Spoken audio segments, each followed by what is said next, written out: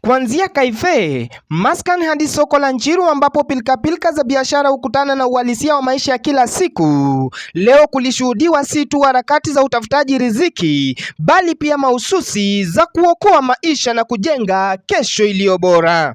Kupitia uhamasishaji wa afya ya upangaji uzazi. Ni katika mazingira haya ambapo shirika la Health Cross Talk kwa ushirikiano na vilabu na mashirika mbalimbali ya wanafunzi kutoka chuo kikuu cha Meru ikiwemo JCMU, KEMSA, MUNSA na Women in Engineering walijitosa mitaani wakibeba ujumbe mmoja kuwa uzazi wa mpango ni nguzo ya afya bora na ustawi wa jamii.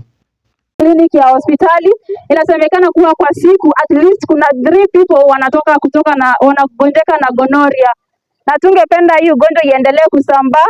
Ndio maana tumejitolea kama sisi watu wa RH Cross Talk na vikundi zingine tumeungana nao kama vile nilivyo mention before, ndio tuweze kuelimisha watu naweze kujua jinsi ya kujikinga kutokana na vitu kama hizi.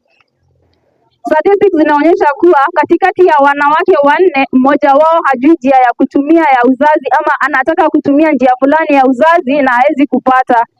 Sasa unapata hizi njia ya uzazi, kuna wengine pia unapata mtu akiulizia njia ya uzazi anaambiwa kwanza enda upate watoto kwanza. Njia ya uzazi si ya wenye wako na familia pekee. Njia ya kupanga uzazi ni ya kila mtu, especially kama umefikisha 18 years and above, ni vizuri upange uzazi ndio usipate watoto bila kujipanga. Tumia family planning njia yote, enda hospitali iliyo karibu na wewe na utaweza kupata usaidizi wa watu wa family planning. Pia kwa comrades kuna hospitali ya shule ambayo unaweza pata the family planning services. Wapende sana kupanga uzazi. Kupitia mazungumzo ya ana kwa ana ndani ya maduka na pembezoni mwa barabara zenye shughuli nyingi, wananchi walipatiwa elimu kuhusu mbinu salama za uzazi wa mpango, wakifumbuliwa macho kuhusu athari za mienendo hatarishi bila kinga, huku wakikumbushwa kuwa maamuzi ya leo yanaweza kuamua kesho yao. Tutumie condoms tujikinge na magonjwa ya zinaa. Tutumie condoms tuzuie mimba, tutumie condoms tuzuie ukimwi, tutumie condoms tukinge afya yetu ndio tuone kesho mzuri, si ndio? Mwanzilishi wa Health Cross Talk muuguzi Doreen Mwende akitoa wito wake alinadi kuwa jamii haiwezi kupiga hatua bila kuweka kipaumbele afya ya uzazi. Ya kumeza tembe, unaweza meza tembe kila siku for 30 days na kuna nyingine ya 28 days. Nataka tueleane hapa zaidi kwa sababu kwa kumeza tembe kuna wale wanameza leo, kesho wanaacha, kesho kutwa wanameza, kesho kutwa wanaachilia, na hiyo inaleta ile shida, watu wanakuja kusema baadaye family planning ilifeli. Kama umeamua kumeza tembe, kitu cha muhimu cha kujua ni ukiamua kumeza tembe eka alarm. Kama ni kumeza saa 2, hakikisha saa 2 asubuhi kila siku unameza hiyo tembe na usikuwe unarukaruka masiku vile unameza. Kauli iliyoungwa mkono na muuguzi Mumbi aliyesisitiza kuwa vijana wanapaswa kuchukua hatua za kujilinda, akitaja matumizi ya kondomu kama njia muhimu ya kujikinga dhidi ya mimba zisizotarajiwa na maambukizi ya magonjwa ya zinaa. Hai affect breastfeeding.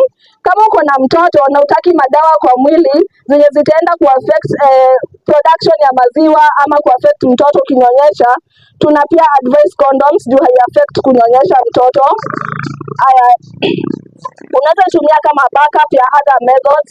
Umekuwa ukitumia pills ama zile tembe zinameza moja kila siku kwa mwezi, alafu au ukasahau siku moja, ukasahau kumeza tembe moja, which tunajua ukisahau hata siku moja ni rahisi sana kupata mimba.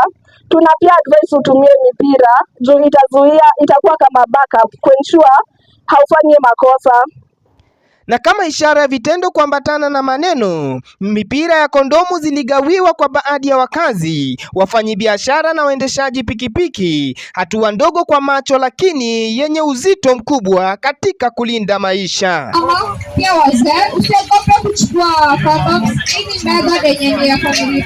Katika ulimwengu ambapo changamoto za afya ya uzazi bado zinaikumba jamii, juhudi kama hizi zinabeba tumaini jipya na kujenga mustakabali ulio salama. Yetu ile muhimu kabisa tunafanya ni kuelimisha watu.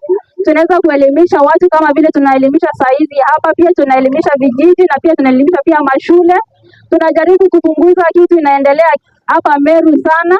Inasemekana kuwa Meru ndio inaongoza katika teenage pregnancy, na tungependa pia watoto wetu waweze kuelewa na kujua njia ya kujikinga katika hii kupata watoto kama hawajapanga. Kutoka eneo la Njiru, kaunti ya Meru, mimi ni Philip Olingo.